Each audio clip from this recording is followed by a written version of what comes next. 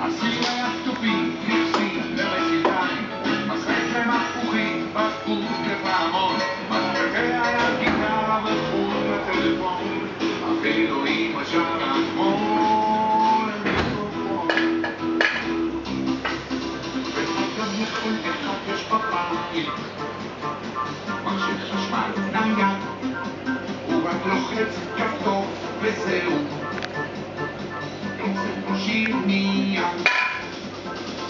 מנגינה ממוחשבת, הכל פה השתנה, לא כמו פעם, לפני 20 שנה.